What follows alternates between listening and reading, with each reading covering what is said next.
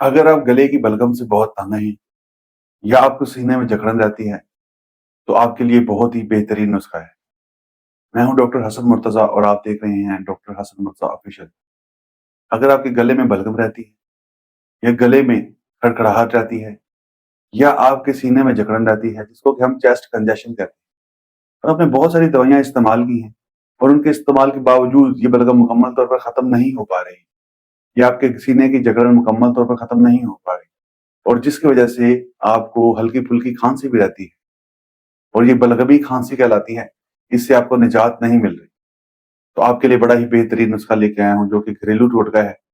آپ نے کرنا یہ ہے کہ ایک گلاس پانی لینا ہے، مور وارم دین لیوک وارم، اتنا گرم پانی لے کے آپ نے اس میں 2 چمچ پنک سالٹ کے ڈالنے، جی ہاں ہمالین سالٹ کے 2 چمچ ڈالنے ہیں، اور اس کو اچھی طرح مکس کر لینا، اور اس کے بعد اس گرم پانی سے آپ نے گارگلز کرنے ہیں، غرارے کرنے ہیں۔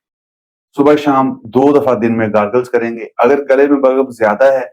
کسی بیماری کی وجہ سے ہے، انفیکشن کی وجہ سے ہے، آپ 3 سے 4 دن یہ گارگلز کریں گے اور آپ کا گلا بالکل بلغم سے صاف ہو جائے، گلے سے بلغم بالکل غائب ہو جائے۔ اگر آپ کے سینے میں جکڑن ہے، چیسٹ کنجیشن ہے، جس کی وجہ سے آپ کو بار بار کھانسی آتی رہتی ہے، آپ نے اسی طرح پانی گرم کر لینا ہے اور اس میں 4 سے 5 چمچ پنک سالٹ کے ڈالنے ہیں اور اس کی بھاپ لینی ہے۔